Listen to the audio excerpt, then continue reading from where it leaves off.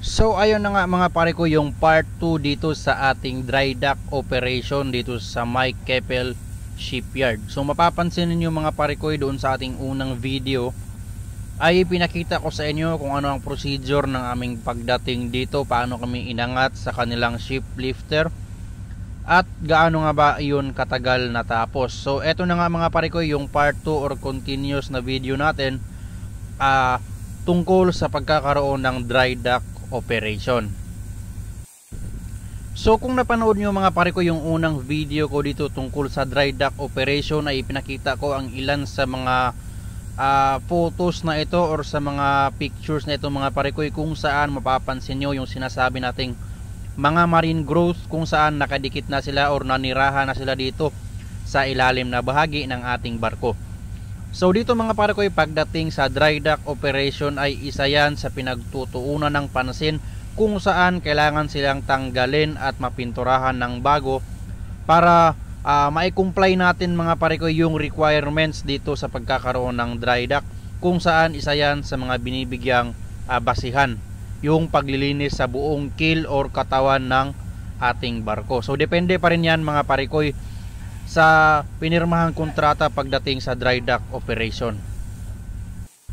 At dito sa dry dock mga pare ko, para mas matanggal ng mainam o matanggal yung pinakaunang pinakamakapal na bahagi ng mga marine growth, ay kailangang dumaan ito sa kanilang unang proseso na tinatawag natin na water blasting. So pagdating sa pagtanggal ng mga marine growth mga pare ko, ay may iilan sa mga bahagi na dapat sundin or depende na rin sa kakapalan ng ating marine growth sa ilalim ng ating barko. So dito sa amin mga pare ko, mapapansin nyo naman kanina na hindi siya masyado yung malalaki mismo or medyo matagal na yung mga marine growth sa ilalim. So meron man, at least kakaunti lang siya at hindi siya ganun kalaki or kakapal yung ating mga marine growth. So unang ginagawa dito mga pare ko is tanggalin yung pinakaunang bahagi nito. Kahit di man matanggal lahat, is at least nagawa nila yung unang proseso. So yan yung procedure kung mapapansin nyo mga pare ko. So dito sa kuha ko sa video mga pare ko, yan yung ginagamit nila is yung ating water blasting. So binubugahan yan mga pare ko ng pressurized na tubig na may kasamang hangin para matanggal or matulak yung ating mga marine growth at matanggal yung kanilang kapit sa ating mga bakal na bahagi sa ilalim ng barko. So ayan mga pare ko, ang tawag nila dyan is yung water blasting. So mapapansin yung mga pare ko, napakalakas ng pressure nyan at nakikita nyo naman na halos natanggal na rin pati yung pinakaunang pintura sa bakal ng ating barko. So ganun ka lakas ang pressure nyan mga pare ko sa kanilang unang procedure. So mapapansin nyo at makikita nyo rin na nagsitanggalan nga yung mga marine growth sa kanilang water blasting. So ganun na nga mga pare ko, bago pa nagsimula yung kanilang water blasting is nakaprepare na dito yung kanilang mga trapal na nakalatag sa babang bahagi ng ating barko. So ang mga trapal na yan mga pare ko is nakadesenyo yan para sumalo ng ating mga marine growth at hindi mag-iipon sa kanilang ilalim ng dagat at baka doon pa ito dumami. So isa pang gabay ng mga trapal na yan mga pare ko is nakaprepare siya sa pangalawang procedure na kanilang gagawin. So unang procedure is yung ating water blasting at ang pangalawa naman is yung ating tinatawag na sand blasting. So sa sand blasting naman mga pare ko, sa madaling sabi is mga buhangin na maliliit na pinipressurize ng compressed air at siya na mismo yung magtatanggal sa mga tira-tirang marine growth na nakadikit pa sa ating mga barko, sa ilalim na bahagi ng ating barko. So tawag natin dyan mga pare ko is yung ating sand blasting. So example natin mga pare ko, itong itsurang ito is unang ginagawa is water blasting. So pagkatapos ng water blasting, natatanggal yung mga nauunang malalaking mga marine growth na yan. So pagkatapos ng water blasting is susundan na kagad siya ng ating sand blasting, kung saan tuluyan ang matatanggal ang lahat ng mga marine growth na yan, since yung ating maliliit na buhangin na nga yung tuluyan ng kumukudkod sa mga natitira pang mga marine growth. So unfortunately mga pare ko, hindi tayo kapag video sa ating sand blasting kasi nga ipinagbabawal dahil nga sa lakas ng pressure at buhangin na yan mga pare ko, baka posible pang matamaan yung ating mga mata. So ganun na nga, pinagbabawal na makalapit sa nagmamaniobra mga parikoy sa sandblasting. So basically mga parikoy, pagkatapos ng sandblasting is handa na itong pinturahan ng primer. So yung primer mga parikoy, yan yung ating pasiunang pintura ng ating barko.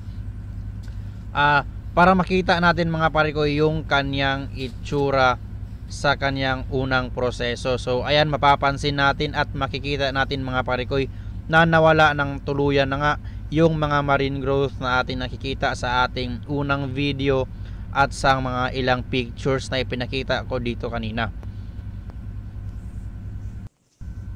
So ganun na nga mga parikoy, may konting trivia muna tayo dito, at ito nga yung ating tinatawag na echo sounder sa ilalim ng ating barko. So nakadesenyo yan mga parikoy na nakatapat siya sa pinakailalim ng ating barko, since siya yung sumusukat sa lalim ng tubig at saka sa lupa ng ating dagat sa kinatatayuan or kinalulutangan mismo ng ating barko. So tawag natin dyan mga parikoy is yung ating echo sounder. So ganun na nga mga parikoy, mapapansin nyo naman dito na tapos na ang lahat na pinturahan ng primer yung ating ilalim na bahagi ng ating barko or yung hull ng ating barko mga parikoy. At syempre mga parikoy, pagkatapos mapinturahan ng primer is pipinturahan na siya ng kaniyang disenyo. So depende ang kulay ng barko sa kumpanya kung ano ang nakatalaga na kulay nito. So hindi pwedeng pabago-bago yung kulay nito mga parikoy. So nagdedepende yan sa may-ari kung anong kulay yung naka-design sa kaniyang barko or sa tulad nito ang kaniyang tugboat. So ayan mga parikoy, mapapansin nyo na napinturahan na rin dito lahat, pati sa ilalim mismo sa gilid ng ating propeller.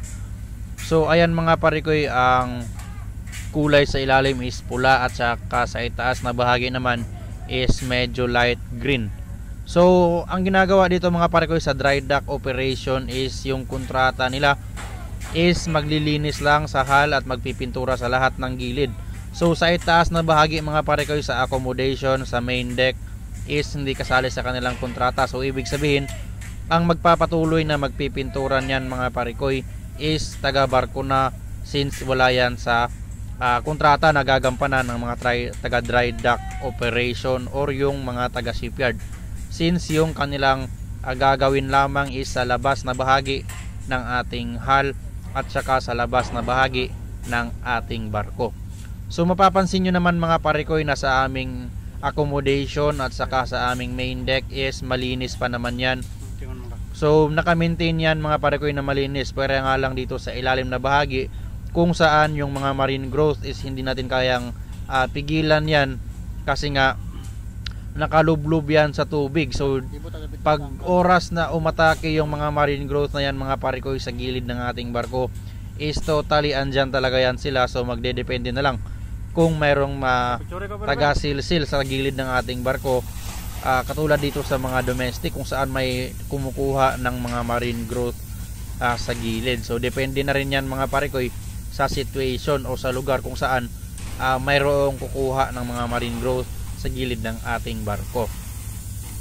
So dito mapapansin nyo mga parikoy na sa unang video natin or sa mga picture kanina is mapapansin natin na napakakintab na ng ating propeller dito. So ibang iba yung itsura mga parikoy doon sa unang picture na ipinakita natin kung saan siya ay napapalibutan pa ng mga marine growth. So dito naman is parang bago tingnan yung ating barko dito mga parikoy. So doon naman sa mismong pinakailalim mga parikoy, mapapansin natin na may nagwe-welding doon, kasi nga napansin ng taga dry dock na meron ng bahagi kung saan posibleng magre-resulta na ito kalaunan sa pagkabutas. So posibleng makapasok na dito yung ating mga seawater. So ginagawa mga parikoy sa dry dock is inaayos na yan, kasi yan yung pinaka-chance na kaya nating makita yung butas at ma-measure natin mga parikoy pagkatapos ng welding sa pamamagitan ng vacuum kung mayroon pa bang butas or magkakaroon pa ba ito ng butas, o di kaya ito nga ba ay bumalik na sa kanyang tunay na katigasan or kunat ng metal nating ginagamit mga parikoy. At dito sa bahaging ito mga parikoy ay pwede nating pagmasdan yung pinakamalaking pagkakaiba simula ng ating pagdating dito hanggang sa ngayon, kung saan ito nga ay napinturahan na ng panibago at naalis na nga yung mga marine growth. At syempre dito mga parikoy, mapapansin nyo kasama pa yan sa gilid na bahagi ng ating barko is kasama pa rin yan sa kontrata ng mga taga dry dock or taga shipyard na pinturahan yung pinakagilid ng ating barko.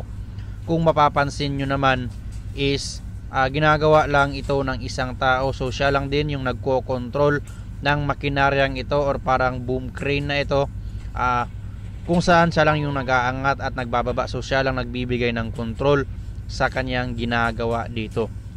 So syempre natapos na nga yan mga parikoy at kailangan na nating i-testing lahat ng ginagawa pati sa makina yung mga binagong pipings natin. So ayan, iti-testing natin yan. Ang tawag natin dyan is yung sea trial natin. So wala naman tayong nakitang medyo problema mga parikoy, since naayos na nga yung mga kakaunting problema natin sa pipings, pinalitan na ng bago. So ngayon is sa pangatlong araw namin is natapos na nga ng kabuuan lahat ng procedure ng dry dock operation dito sa Keppel Shipyard sa Batangas City. So ngayon mga parikoy, pagkatapos na nga ng lahat is kailangan na rin nating magpa-clear or magpa-clearance na tayo na nga ay aalis na sa lugar na ito. So ganun din mga parikoy, pagdating natin dito is magpapa-entrada tayo, magpapakilala tayo doon sa mga taga-otoridad na tayo ay dumating dito. At ngayon sa ating pag-alis is ganun din ang procedure, is magpapa-clearance tayo na tayo ay aalis na or lilisan na tayo sa dry dock operation.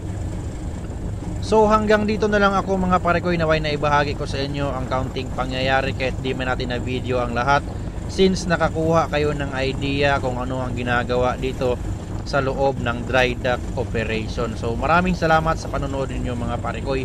God bless sa inyo dyan hanggang sa muli. Salamat sa inyo. Peace.